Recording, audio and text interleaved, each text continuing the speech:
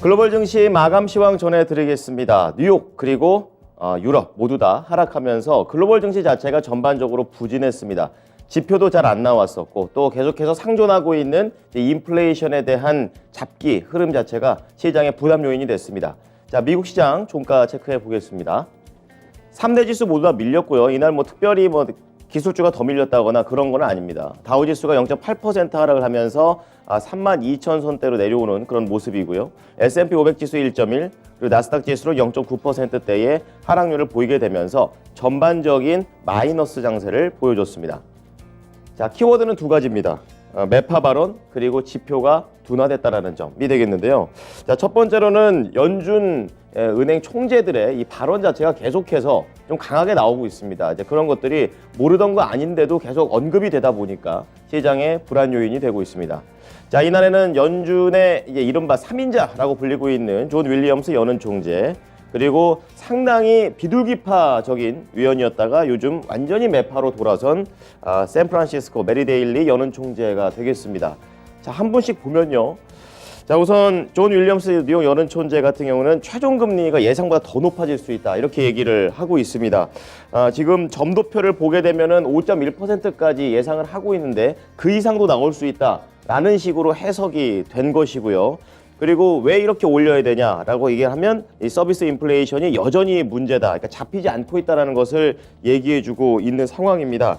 자, 그렇기 때문에 지금 19명의 이 위원들 중에서 10명 정도가 5.1% 정도를 좀 예상을 하고 있고, 그 중에서 7명은 그보다 더 세게 올려야 된다라고 얘기하고 있기 때문에 전반적으로 최종 금리가 지금 계속해서 시장에서 언급되고 있습니다. 자, 그런 가운데 메리 데일리 샌프란시스코 연은 총재 역시 시장이 왜 계속해서 이러한 인플레이션을 낙관적으로 보는지 모르겠다, 이렇게 얘기를 하면서 상방으로 더 열려있다, 그리고 금리를 더 높게 그리고 오랫동안 유지가 될 것이다 라고 내년을 얘기를 하고 있는 상황입니다. 자, 그렇기 때문에 이제 실제로 연은 쪽에서 목표로 삼고 있는 2%에 도달하는 그런 신호들이 한 번 나오는 게 아니라 계속해서 자주 나와줘야만 그때부터 약간은 완화될 수 있다는 것을 시사하게 되면서 이 두 분의 발언 때문에 우선의 시장의 투자 심리가 안 좋게 시작을 한 흐름입니다. 자, 두 번째로 봐야 될 것은 경제 지표가 되겠습니다. S&P 글로벌 제조업 PMI 지수가 나왔는데요. 이쪽에 전부 다 나와 있는 거고, 지금 46.2포인트가 나왔습니다. 31개월 만에 최저치를 기록했다는 점, 그만큼 제조업황 자체가 상당히 안 좋고, 그리고 50포인트를 밑도는 그런 내용이기 때문에 제조업이 계속해서 위축되고 있다는 것을 보여주고 있습니다. 세부적으로는 이제 서비스 업황 자체도 수개월 만에 최저치까지 떨어졌고요. 거기에다가 제조와 서비스업 분야 쪽에서도 지금 합성 PMI를 보면 44.6이 나오게 되면서 넉 달 만에 최저치를 지금 기록을 했다라는 부분, 이쪽에 또 표시가 되어 있죠. 자, 그리고 오른쪽에 보시게 되면 이제 S&P 글로벌 쪽에서 집계를 하게 되는 PMI, 그러니까 서비스 지수에 대한 것을 지표 차트로 나오는 그런 모습인데요. 이때 거의 바닥으로 내리 꽂았을 때가 코로나 때입니다. 그 이후에 이제 빠르게 회복을 했다가 정점을 찍고 그 다음에 계속해서 내려가고 있는 모습이 나오고 있고요. 이게 이제 최근 수준이 거의 2008년 정도의 수준과 거의 비슷한 수준이다라고 얘기를 하게 되면서 시장의 우려가 더 커진 모습이었습니다. 여기에다 추가로 이제 미국의 서비스 PMI가 46.2가 나오면서 11월보다 더 내려갔다는 점도 또 하나의 부담이었습니다. 자, 이어서 섹터와 업종별 흐름 체크해 보겠습니다. 목요일장에서도 전 섹터가 내려갔는데 금요일장에서도 전 섹터가 내려가면서 이거래일 부담이 이어지고 있습니다. 그런 가운데 가장 약했던 것은 금리가 인상됐을 때 직결되는 게 바로 이제 대출이자죠. 그렇다 보니까 부동산 관련된 섹터가 가장 많이 밀렸습니다. 오른 종목 없이 평균 2.9%대의 하락률을 보이면서 압도적인 하락세를 보여줬고요. 그 다음이 경기 소비재가 되겠습니다.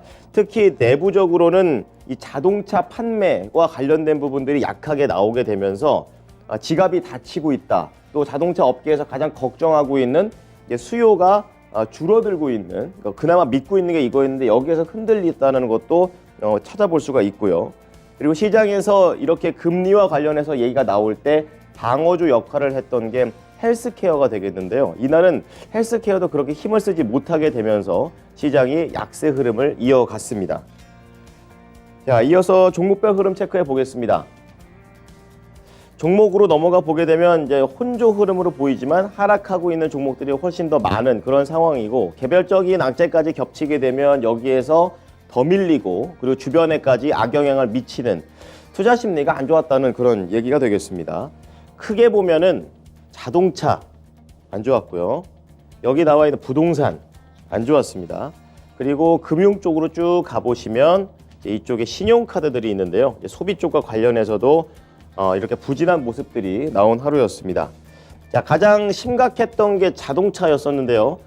이날 자동차에서는 테슬라, GM, 포드 가릴 것 없이 스타트업 회사들도 전부 다 내려가는 흐름이었습니다. 그 가운데 이날은 테슬라보다는 여기에 위치해 있는 포드가 악재였습니다. 원자재 값이 계속 올라갔던 게 결국에 자동차를 만드는 비용이 올라가는 것으로 연결됐습니다. 특징도 때 좀 더 자세히 볼 텐데요. 이러한 안 좋은 내용이 나오게 되면서 앞서 수요가 떨어지고 있는까지 동시에 겹쳤다라는 부분이 추가 악재였습니다. 이날 포드가 6.9%나 급락했고요. GM이 3.9%, 테슬라 4.7%, 그리고 전기차의 대표적인 스타트업인 리비안 같은 경우에도 6.2%로 작은 종목들은 더 내려가는 그런 악재가 나와줬습니다. 그리고 이날 테슬라한테도 여러 가지 소식이 있었는데요. 확실히 이 트위터에 대한 악재, 이런 그림자를 벗어나지를 못하는 모습입니다. 지금 멕시코에다가 새로운 전기차 공장을 한번 추진해 보겠다, 이런 얘기가 나왔음에도 불구하고 4.7% 하락하는 흐름을 보여줬습니다. 자, 그런 가운데 IT 종목들 보시게 되면 이제 일부 종목들만 생존하는 모습이고요. 유독 이제 메타 플랫폼스가 강하게 움직였습니다. 메타 플랫폼스 같은 경우에는 증권사에서 호평을 냈다라는 점, 가격적인 메리트가 부각되면서 이날 2.8% 올라가면서 두드러진 상승세를 보여줬고요. 그리고 또 다른 IT 쪽에서는 어도비가 있습니다. 편집 프로그램 만들고 포토샵 만들고 하는 그런 회사죠. 2.9% 올랐는데요. 실적 전망이 양호하게 나오게 되면서 다른 이 같은 섹터 내에서 소프트웨어 업체들 중에서도 단연 올라가는 모습입니다. 아쉬운 건 이렇게 올라가는 종목들이 있었지만 추가적으로 이렇게 퍼져나가는 흐름까지는 나오지 않았다는 점도 시장의 투자 심리가 그닥 좋지가 않았다는 것을 반증합니다. 자, 그런 가운데 IT 컨설팅 업체 엑센추어 같은 경우에는 거의 6%에 가까운 급락세가 나왔었는데요. 지금 어도비하고는 완전 반대죠. 실적이 좀 안 나올 것이다 라는 내용에 따라서 확실하게 밀려 내려가는 흐름이 나와줬습니다. 자, 그런 가운데 반도체 좀 체크를 해보겠습니다. 반도체는 다른 종목들 내려간 거에 비하면 그나마 좀 선방을 했다 정도로 보실 수 있겠는데요. 장중의 전체 흐름을 보게 되면 초반에는 좋다가 결국에 후반에 탄력을 잃어버린 이런 상황이 되겠습니다. 필라델피아 반도체 지수 0.9% 하락하면서 3거래일 연속으로 밀려 내려가는 그런 흐름이었었고요. 좋았던 내용은 뱅크 오브 아메리카 쪽에서 앞으로 그러니까 내년에 대한 업황 전망은 안 좋지만 그러니까 2024년, 그러니까 후년에는 많이 개선될 것이다, 이런 얘기를 냈습니다. 그렇게 되면서 지켜봐야 될 종목으로 지금 엔비디아라든지 그리고 아날로그 디바이스, 장비 쪽에서는 어플라이어드 머티리얼즈, 이렇게 종목들을 선별을 했어가지고 각 섹터에서 이렇게 올라가는 흐름을 처음에 보여주다가 결국에 매파 연준 발언들이 나오면서 투자 심리가 해쳐지고 이러면서 상승폭을 축소하는 모습이었습니다. 엔비디아는 2%대 하락이 됐고요. 아날로그 디바이스는 0.4% 그래도 상승선에서 간신히 멈췄습니다. 그리고 어플라이어드 머티리얼즈도 강보합으로 거래를 마쳤습니다. 자, 마지막으로 그나마 이런 시장 속에서 선방을 했던 걸 보면요, 바로 이 소재 쪽에서 일부 종목들이 되겠는데요. 2차 전지 전기차와 관련해서 리튬 관련된 종목들 국내에서도 많이 보시죠. 관련해서 앨범알이 이날 0.9%대로 리튬 수요가 아직까지 긍정적이라는 그런 재료를 계속 달고 올라가고 있는 그런 흐름 보이고요. 그리고 안전자산 선호 현상 때문에 금 가격이 올라가면서 뉴몬트 마이닝, 광산 관련된 종목은 상승 마감을 했습니다. 자, 이어서 특징주 자세하게 보겠습니다. 포드가 시장에 하락을 하는데 또 한몫을 했다라고 볼 수가 있겠는데요. 이 포드의 대표적으로 잘 팔리는 자동차가 이 전기차 픽업 트럭이 있습니다. F150이라고 하는데요. 이거에 대한 가격을 인상한다라고 얘기를 하게 되면서 이렇게 보시다시피 주가가 타격을 입습니다. 원자재 비용이 올라갔기 때문이다 이렇게 얘기를 하게 되면서 무려 작년 대비 40%나 가격을 올려버렸습니다. 그러니까 한 4만 달러 초반이어서 처음에는 이거 살만한데 이렇게 얘기를 하다가 결국에 5만 6천 달러까지 올라가게 되면서 이제는 가격적인 메리트가 없어져 버린 그런 상황이 되겠습니다. 거기에다가 이 내년 판매 자체도 부진하다고 좀 실적이 나와버렸는데요. 내년까지 포드 측에서는 우리는 15만 대를 팔 것이다 라고 공언을 했지만 11월 말 기준으로 얼마가 팔렸나 봤더니 13,000대 수준밖에 팔리질 않았습니다. 아직도 한참 올라가야 되죠. 이제 그런 내용들이 나오면서 수요도 안 좋은데 돈까지 올리냐 이렇게 겹친 겁니다. 자, 그러면서 6.9% 하락한 12.12달러에 이날 포드가 하락하면서 다른 전기차, 이런 자동차 관련된 종목들의 투자 심리를 해치는 종목이 됐습니다. 네, 다음은 메타 플랫폼스 보겠습니다. 증권사의 입김이 잘 작용된 그런 회사가 되겠는데요. 2.8%. 워낙에 부진했기 때문에 2.8%가 올라가도 그렇게 올라간 느낌이 안 나는데요. 자, JP모건 체이스 쪽에서는 그동안 메타 플랫폼스의 발목을 잡았던 악재들, 뭐 예를 들면 애플이 개인정보 보호를 변경을 하게 되면서 이 광고에 대한 타격을 입을 수 있다라는 점, 이런 점도 어느 정도 완화가 되고 또 중국의 또 대표적인 경쟁사죠. 이 틱톡에 대한 경쟁이 내년에는 좀 일부 압박이 줄어들 수 있다라고 얘기를 하게 되면서 현재 이렇게 떨어져 있는 가격대가 사기에는 아주 매력적이다라고 분석을 냈습니다. 그래서 이 메타 플랫폼스의 투자 의견을 중립에서 비중 확대로 상향 조정했고요. 그리고 목표 주가도 115달러였었는데 지금 150달러까지 또 상향 조정을 했습니다. 자, 그 힘을 받게 되면서 메타 플랫폼스는 120달러 근처까지 올라오는 모습이었습니다. 자, 유럽 넘어가 보겠습니다. 유럽도 거의 다 밀려 내려갔습니다. 거의 미국하고 비슷한 정도의 수준으로 내려간 게 지금 확인이 되는데요. 독일 닥스가 0.6%, 프랑스, 영국 1%를 전후한 하락세가 나왔습니다. 통화 정책에 대한 그런 불확실성 계속해서 이어지고 있죠. 미국에 이어서 ECB에서도, 영국에서도, 스위스에서도 계속해서 금리를 올리고 있는 그런 상황들도 얘기하고 있고, 올리고 난 다음에 발언도 좀 매파적으로 나온다는 부분 계속해서 압박을 받고 있는 흐름입니다. 처음에는 잘 전강후약의 패턴을 보이면서 올라갔지만 결국에 밀리는 그런 흐름이었었고요. 하락권에서 특별히 반등에 성공하지 못하면서 거래를 마쳤습니다. 자, 이어서 상품으로 넘어가 보겠습니다. 자, 유가가 밀리면서 75달러 선에서 최근 등락하는 모습을 보여주고 있습니다. 2.4% 하락하면서 경제 지표가 둔화되니까 소비가 둔화될 수 있다는 우려가 높아지면서 결국에는 유가가 떨어지는 이런 모습이 나온 거고요. 구리 가격에서는 그나마 조금 선방한 건데요. 지금 침체 우려가 있지만 그래도 최근에 이 8,300달러를 전후로 해서 변동성 있는 흐름을 이어갑니다. 자, 그런 가운데 안전자산 선호 현상이 부각되면서 금값 올랐고요.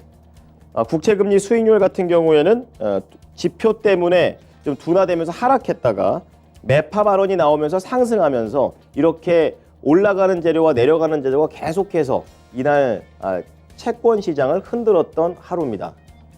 자, 이어서 미국 연결해 보겠습니다. SH 인베스트먼트 김선영 연구원입니다. 연구원님 안녕하십니까? 네, 안녕하십니까? 네. 자, 뉴욕 증시 3대 지수가 약세로 거래를 마쳤습니다.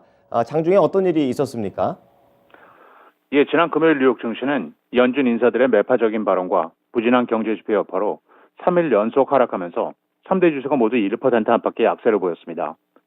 연준 당국자들이 인플레이션이 쉽게 하락하지 않을 것이라면서 이를 억제하기 위해 최종금리가 더욱 높게 그리고 더욱 오래 유지될 것이라고 강조한 점과 12월 제조업 구매 관리자 지수가 31개월 만에 최저치를 경신한 점이 시장에는 악재로 반영이 된 건데요.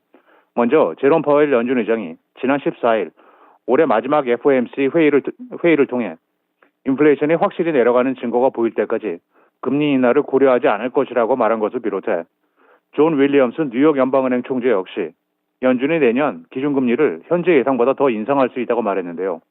많은 시장 전문가들은 연준이 금리 인상폭을 75 베이시스 포인트에서 50 베이시스 포인트로 낮출 것이라는 소문으로 주식을 매입했지만 지금은 경기 침체 조짐이 나타나면서 이 같은 뉴스에 팔고 있는 상황이라고 분석을 하고 있습니다. 한편 경제 지표 역시 부진했습니다. S&P 글로벌이 집계한 미국의 12월 제조업 구매 관리자 지수 PMI는 46.2를 기록하면서 31개월 만에 최저치를 경신하며 기준점인 50을 하회했고 서비스업 지수 역시 44.4를 기록하며 전달의 46.2에서 하락하면서 미국의 경기 침체 우려가 높아지고 있는 상황입니다. 한편 미국의 주택시장이 연방준비제도의 강력한 금리 인상과 이에 따른 주택담보대출, 즉 모기지 금리 상승으로 하락하고 있지만 2008년도 금융위기 당시와 같은 대규모 시장 붕괴로는 이어질 가능성이 없다는 진단이 나오고 있습니다. 월스트리트저널지는 당시와 지금의 상황은 많이 다르다면서 금융위기 이후 바뀐 환경이 그때와 같은 주택시장의 붕괴 가능성을 차단하고 있다고 지적을 하고 있는데요. 집값이 모기지 원금에 미치지 못하는 주택을 말하는 이른바 깡통주택 문제가 심각하지 않기 때문으로 금융위기 당시 미국의 집값이 28% 급락하면서 약 1,100만 채의 주택이 깡통주택이 됐고 이 때문에 연쇄 디폴트가 촉발됐으며 모기지에 물린 은행들이 휘청거리면서 금융 시스템이 붕괴 직전까지 몰렸던 상황이었는데요. 경제는 심각한 침체를 겪었고 코어 로직에 따르면 엄격한 대출 규정이 시행되면서 깡통주택이 자취를 감췄다며 지금은 집값이 고점에 비해 40에서 최대 45% 폭락해야 당시와 같은 수준의 깡통주택이 나타날 것이라고 분석을 하고 있습니다. 한편 또 다른 부동산 리서치 업체인 블랙나이트에 따르면 올해 주택 구매자들의 모기지 가운데 약 8%가 9월 들어 깡통주택의 초기 단계에 들어갔지만 전반적으로 양호한 수준이라며 주택시장이 고점을 찍을 당시 상당수의 주택 구매자들이 구매 경쟁 속에 계약금을 높여서 냈기 때문에 모기지 규모가 크게 감소했고 덕분에 부담이 그만큼 덜하다면서 10월 깡통주택의 비율은 0.96%에 그쳤다고 전하고 있습니다. 러시아의 우크라이나 침공으로 촉발된 에너지 위기로 인해 올해 전 세계 석탄 수요가 사상 최대를 기록하고 있다고 유엔산하 국제에너지기구 IEA가 밝혔습니다. IEA에 따르면 올해 석탄 수요는 전년 대비 1.2%가 증가해 사상 처음으로 80억 톤을 넘어설 전망인데요. 유엔 글래스고 기후회의에서 전 세계 각국이 석탄 사용을 줄이기로 합의한 지 불과 1년 만에 석탄 수요가 사상 최고를 기록한 것으로 석탄 수요가 급증한 것은 러시아가 유럽으로 가는 천연가스관을 중단하면서 천연가스를 비롯한 에너지 가격이 폭등하면서 발생했다는 분석입니다. 하지만 이 IEA는 다만 EU가 가스관을 통한 천연가스 대신 미국과 중동에서 액화 천연가스, 즉 LNG를 수입하는 등 대체 에너지 공급원을 찾고 있기 때문에 석탄 수요는 다시 줄어들 가능성이 높다고 지적을 하고 있습니다. 네. 자, 다음은 종목으로 넘어가 보겠습니다. 이제 내년에 대한 업황 자체가 경제 자체가 좋지 않다 보니까 계속해서 기업들은 인원을 감축하고 있는 현상들이 나오고 있습니다. 금융권에서도 이러한 내용들이 나왔는데요. 어떤 회사였습니까? 예, 그렇습니다. 다우지수의 구성 종목인 세계 최대 투자은행 골드만삭스가 내년도 전체 직원의 최대 8%를 구조조정한다는 소식으로 지난 금요일 골드만삭스의 주가는 0.98%가 하락해 346달러 35센트의 거래를 마쳤습니다. 지난 3분기 말 기준으로 골드만삭스의 직원은 총 49,100명이며 이것은 팬데믹 이전에 2019년 말 38,300명보다 많은 것으로 로이터 통신은 해고를 단행해도 팬데믹 이전 규모를 유지할 것이라고 전했는데요. 데이비드 솔로몬 골드만삭스 CEO는 최근 우리는 민첩성을 유지하고 회사 규모를 조정할 것이라며 구조 조정을 시사한 적이 있고 3, 4분기 실적 발표 이후에는 미국의 경기 침체가 올 가능성이 높다면서 내년으로 가면서 더욱 조심해야 하는 환경이 나타날 것이라고 경고한 바 있었습니다. 마지막으로 내일은 전미 건설협협회 NAHB의 12월 주택시장 지수가 발표되며 시장 예상은 전달 대비 소폭 반등한 34이며 스틸케이스, 프리덤 홀딩스, 하이코 코퍼레이션, 아바야 홀딩스, 옵티컬 케이블, 리저널 헬스 프로퍼티스, 그린 웨이브 테크놀로지, 그리고 그린 자이언트 잉크가 지난 분기 실적을 발표합니다. 네, 지금까지 SH인베스트먼트 김선형 연구원이었습니다. 연구원님 잘 들었습니다. 네, 감사합니다. 네, 지금까지 글로벌 증시 마감 시황이었습니다.